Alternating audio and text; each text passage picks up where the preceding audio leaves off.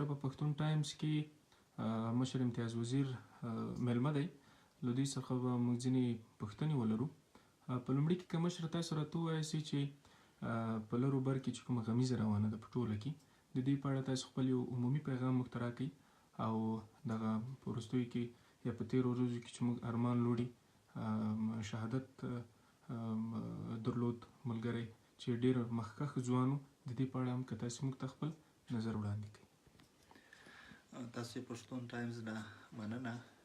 چې تاسو موږ ته بلنه راکړله او په دې حساس وخت باندې دې کې شک نشته چې زموږ په لر و بر افغان کې غمیزه ډېره اوږده شوې ده. دې کال د 2 کالو خبره نه ده، ډېر وخت یې وشو او د دې غمیزې په اوږدو کې موږ ډېرې جنازې پورته کړلې، ډېر عزیزان زموږ شهیدان کړل شول، معیوبین کړل شول، کورونه ونړېدل، خلک کډوال شول. دواړې خواوې ته موږ ستونزې وګاللې او بدستور موږ په ستونزې کې روان یو او د دې ستونزې نه د خلاصون په خاطر باندې تاسو ګورئ چې ولسي حرکتونه پیل شوي دي، د دې ملت ځوانان مبارزین غورځنګونه راپورته شوي دي. پښتون ژغورنې غورځنګ یې ښه بیلګه ده. دلته موږ او تاسو حرکتونه کوو، آواز پورته کوو، د نړۍ په ګوټ ګوټ کې افغانان وروڼه خویندې رجګ شوي دي. دوی خپل ځان ته متوجه شوي دي چې دا ډېره د خوشحالۍ خبره ده. دوی خپلې ستونزې ته متوجه شوي دي چې دا ډېره بنیادي خبره ده، ځکه چې هر کله ته ستونزه ته متوجه شي نو د ستونزې سړی بیا د حل لارې چارې لټوي. اوس پښتون ژغورنې غورځنګ په داسې وخت کې موږ او تاسو د یو بل سره مخامخ کیږو او د یو بل سره مرکه کوو چې موږ او تاسو ولیدل تېره ورځ د پښتون ژغورنې غورځنګ یو مخکښ مشر ارمان لوڼي دغه د پاکستاني امنیتي ځواکونو لخوا په شهادت ورسول شو او د هغې شهادت په خلاف باندې په د هغې د ارمان لوڼي د شهادت په خلاف باندې په لر و په بر کې د ملت راپورته شوی دی، د غم سره شریکوي، د غم په ټغر ناستی لاندې چې کوم محکوم افغانستان د هغې په ګوټ ګوټ کې جنازې هم وشولې، ګوټ ګوټ کې لاریونونه هم وشول. د ارمان لوڼي جنازې ته په خپله د پښتون ژغورنې غورځنګ د زرونو په حساب سره غړي هلته لاړل جنازې او د فتحې د دعا مراسمو کې برخه اخلي. همدغه شانته کې د زرونو په حساب سره د دوی هلته په مختلف ښارونو کې جنازې وکړې، لاریونونه یې وکړل او د پښتون ژغورنې ټول مشران چې کوم دي هغه هلته لاړل. همدغه شانته کې دلته زموږ په دې لوی کور افغانستان کې تاسو ولیدل چې نن موږ دلته کابل کې جنازه وکړله غیبانه، همدغه شانته کې لاریون وشو، پرون هم دلته کابل کې شوی و. خو د افغانستان نور چې کوم ولایتونه دي، کونړ شو، جلال آباد شو، کندهار شو، پکتیکا شوه، خوست شو، پکتیا شوه، همدغه شانته کې نورې سیمې کې دلته ملت درتېدلی دی. د ملت داسې نه ګڼي د غم کې لاندې چې کوم محکوم ولس ملت دی هغه یوازې نه ګڼي. نو بېشکه چې مشکلات شته او مشکلاتو د حل دپاره هغې نه د خلاصون په خاطر باندې باید موږ نور چې کوم دی منظم شو، باید موږ نور ولسي غورځنګونه حرکتونه هغه منظم کو او یو بل په منځ سره اتفاق پیدا کو، یو بل ته لاس ورکو او دشمن چې کوم دی دشمن زموږ مشخص دی او نن وخت دې شي راغلی دی چې موږ دشمن ته په سترګو کې سترګې واچوو او دشمن سره موږ ډېره سپینه او ډېرې سپېڅلې خبره وکړو. همدغه شانته کې نړیواله ټولنه چې کوم دی په دې مبارزه کې موږ ځان سره ملګري کړو او د دې غضب نه د دې ستونزې نه د ملت راوباسو او دشمن چې کوم دی د هغې نه د هغې د ترهګرۍ نه د هغې نه ځانونه خلاص کړو. ډېره مننه. مشره یوه خبره د عدم تشدد په اړه کېږي چې پښتون ژغورنې غورځنګ د عدم تشدد لاره خپله کړې، خو ځینې ملګري وایي چې دوی باید تشدد ته هم لاره هواره کړي. دې په اړه کې تاسو خپل نظر وړاندې کړئ. په دې حواله سره خو به ښه جواب د پښتون ژغورنې غورځنګ مشران ورکړي. دوی خپل تنظیم لري، دوی خپله کور کمیټې لري، نو پرېکړه خو به دوی کوي. خو موږ د پښتون ژغورنې غورځنګ د خواخوږي د سپورټرز په صفت باندې یا د دې وطن د دې خاورې یو رښتیني بچي په صفت باندې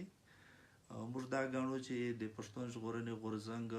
لوی طاقت او لوی قوت همدغه عدم تشدد تګلاره ده، ځکه چې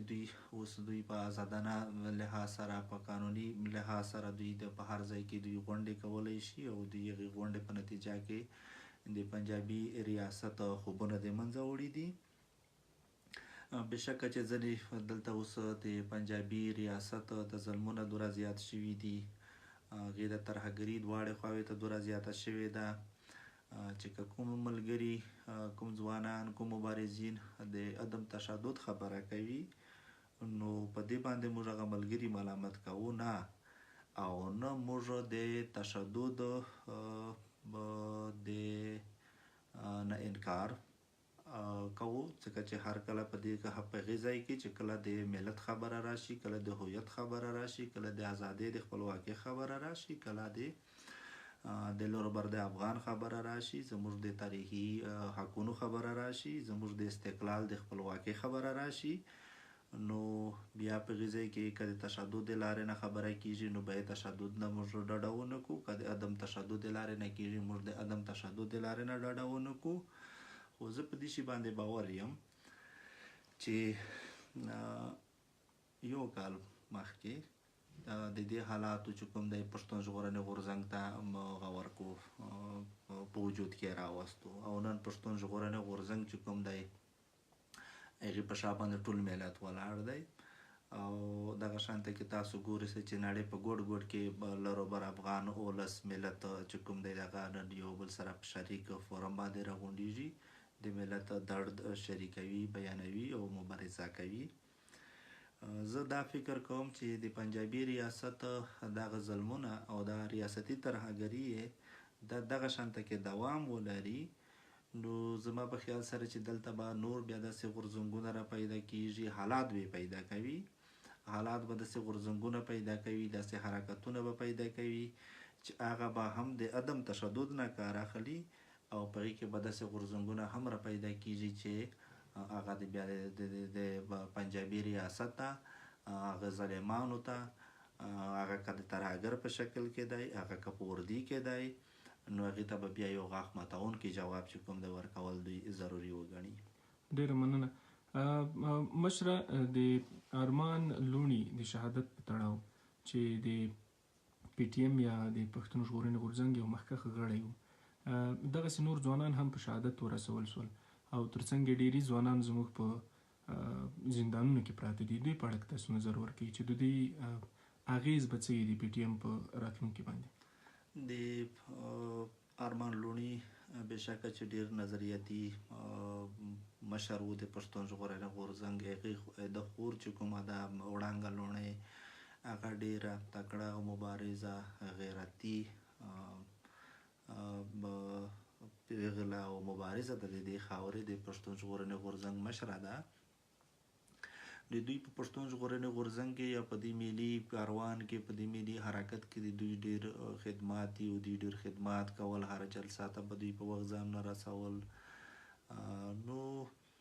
د دوی کامي خو به حتما وي، او ملت خفا دی، ځکه چې لیډران روزانه نه پیدا کېږي، لیډران روزلو کې وخت اخلي. خو دا خبره، دا پرسپشن به بیخي غلطي چې څوک دا ووایي چې بیا ارمان لوڼي یا امتیاز یا پلانکي خان لا پلانکي خان دغه نن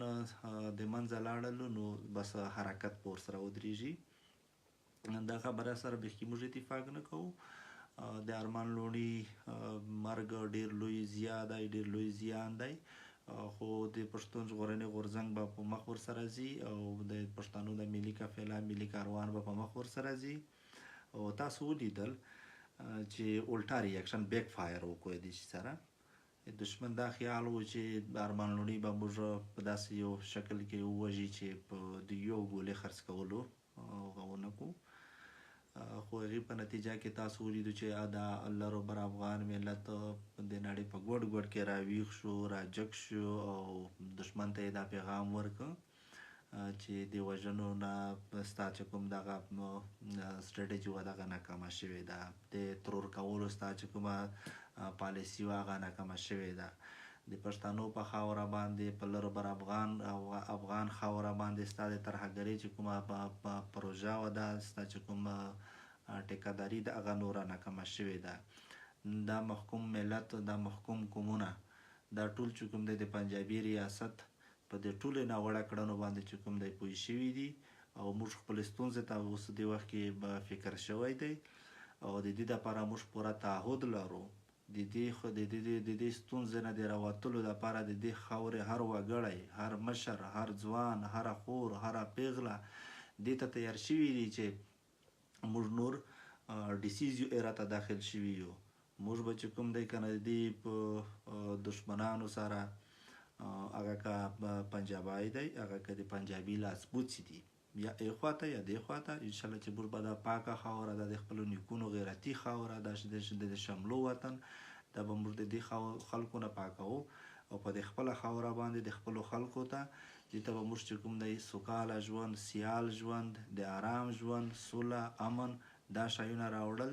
دا زموږ او تاسو د ټولو ملي فرض دی. او دا یو خبره چې کوم دی موږ ډېره ښکاره وکړو چې دا مسؤلیت صرف د منظور پښتین نه دی. البته منظور پښتین ته ډېر لوی یو بار د ملت ور په اوږه کړی دی او تر دې وخته پورې منظور پښتین دا بار په ډېره سمه طریقه سره په مخ باندې وړي او ملت یې تر شا ولاړ دی او ملت به یې تر شا ولاړ وي. خو دا زموږ او تاسو د ټولو شریک مسؤلیت دی. د دې مسؤلیت نه هیڅوک هم منډه نشي وهلی او که د دې مسؤلیت نه څوک هم منډه ووهي نو هغه به د ستونزې نه په دې شي باندې خلاص نشي. نن وخت یې داسې راغلی دی چې موږ ټول ملي مضبوطې وتړو او ټول یو چې کوم دی ملي سنګر یونایټډ افغان فرنټ داسې یو شکل موږ جوړ کړو، داسې یو شکل موږ غوره کړو چې د هغې په نتیجه کې پښتون ژغورنې غورځنګ لا نور پیاوړی شي او دا د ملت اواز چې کوم دی دا لا نور چې کوم دی په نړۍ باندې خور شي او دا نیریټیو بیانیه چې کومه د پښتون ژغورنې غورځنګ ده هغه چې کوم دی په هغې باندې موږ دنیا سره راسره ملګري کړو او د وطن د ملت د ستونزې نه راوباسو. ډېره مننه مشره. مخالفو ډلو ته او په ټوله کې نړیوالو ټولنو ته تاسو خپل پیغام ولرئ. موږ خو هېڅ مخالفې ډلې نه لرو او نه موږ په نړۍ کې د هیچا سره دښمني لرو. موږ د دوستۍ خلک یو، موږ د انسانیت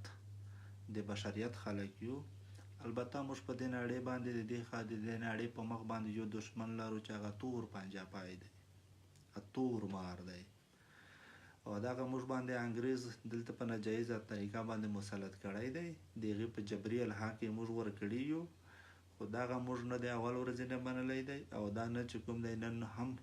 د ملت د خلک د دې منلو ته تیار نه دي. د چې د کوم ډیسپوټډ اکوپیشن دی د 70 کاله کېږي د پښتون ملت په دې خاوره باندې یا په بلوچانو باندې یا په سیندیانو باندې دا محکوم قومونه ټول نن راجګ شوي دي. دغه د دې خاورې نه چې کوم دی په پنجابي باندې دا غږ کړی دی چې نور د دې خاورې په ساتلو کې، د دې خاورې په چالولو، په مدیریت کې ته مکمل ناکام شوی.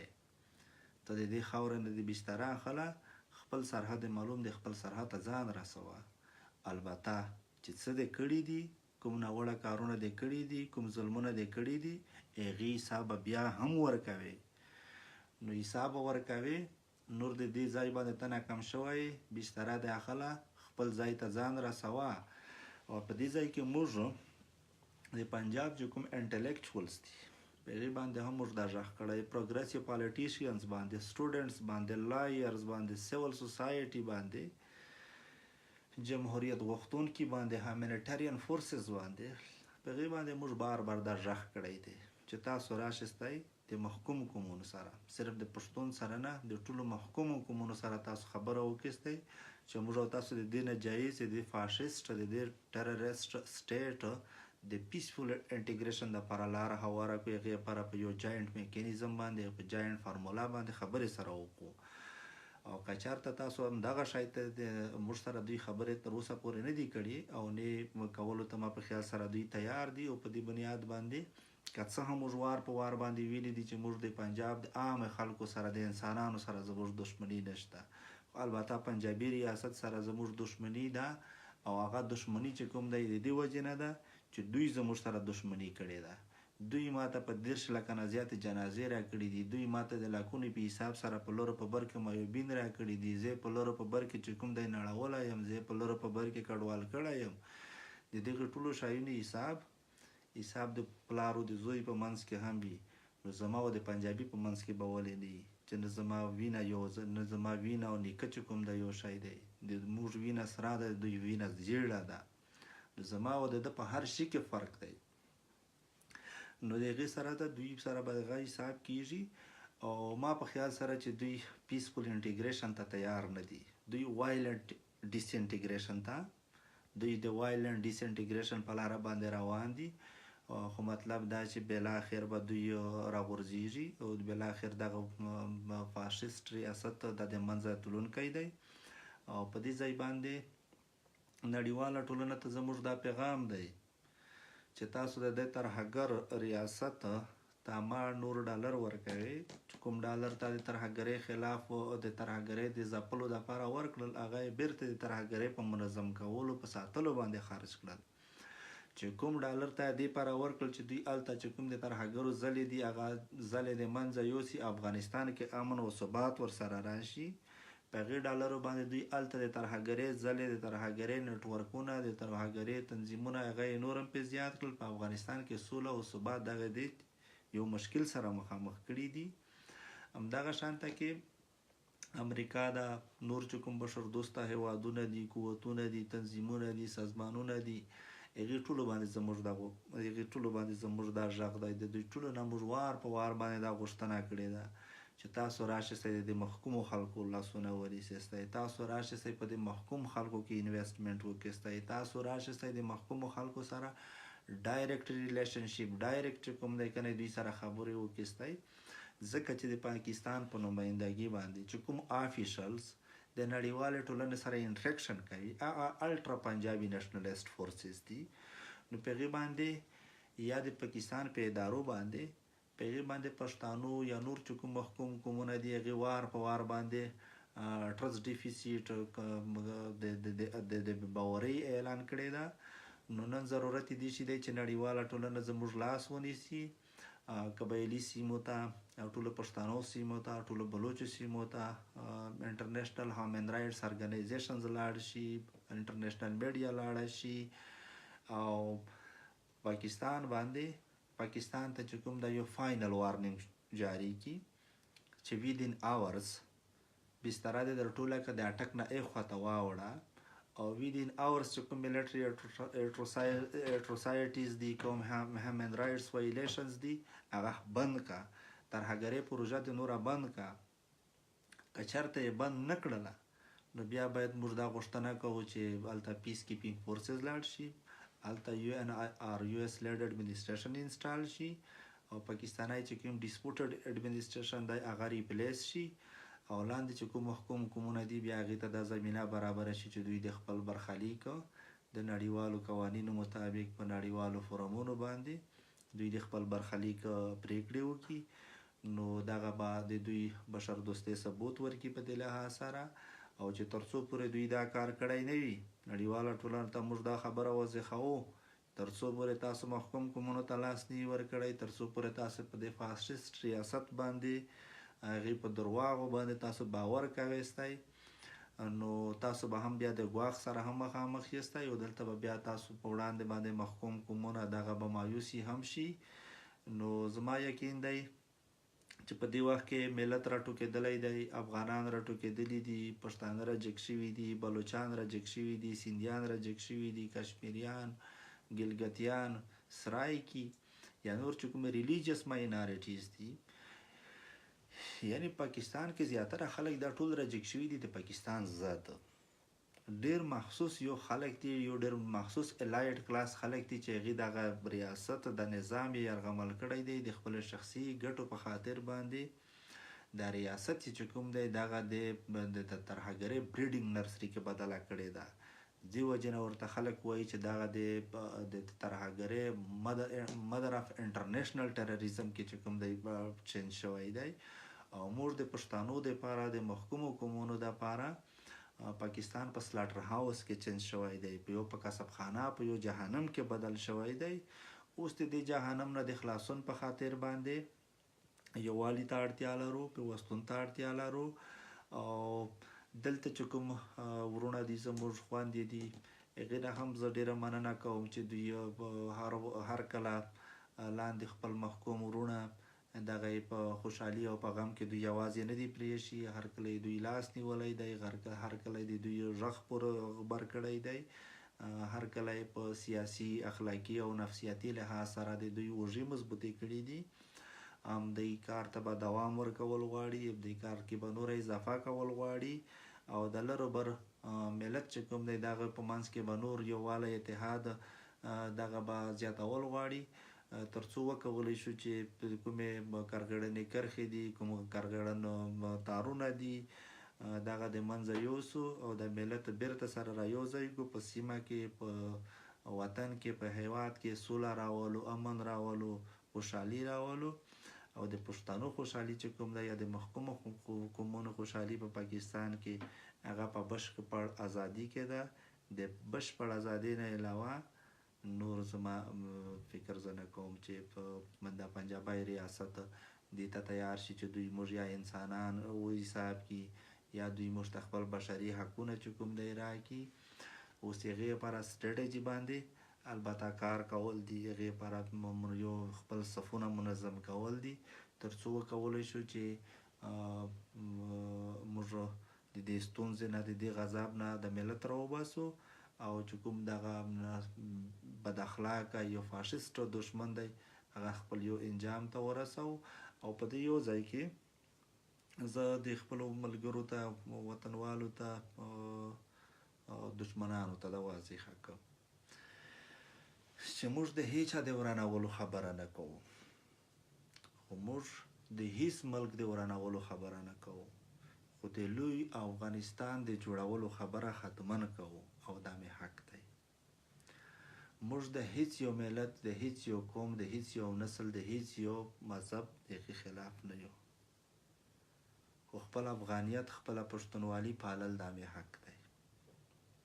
او که د دې حق په غوښتنه باندې د چا زړه سوځي، هغې ته بده ورلګېږي دا خبره، نو الله ده وکړي چې هغې زړه اوس مات شي، الله ده هغې زړونه وچوېږي. خو موږ به انشاءالله چې دا خبره نور هم په مخ وړو. او دې خبرې چې کوم دی انشاءالله چې موږ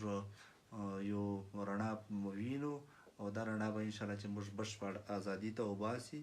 او ملت ته دا زیری ورکوم، او دا زه په ملت باندې غږ کوم چې حوصلې جګې وساتئ، حوصلې به نه ماتوئ. بېشکه چې موږ به شهیدان هم لرو، بېشکه چې موږ به زخمیان هم لرو، بېشکه چې موږ به بندیان هم لرو، خو زموږ دا کاروان، د ملي کاروان، دا به په شریکه باندې په مخ سره وړو، تر څو وکولی شو چې دا وطن ته آرام راولو، سوکالي راولو، ازادي راولو. مننه. ډېره مننه مشره. تاسو نه مننه.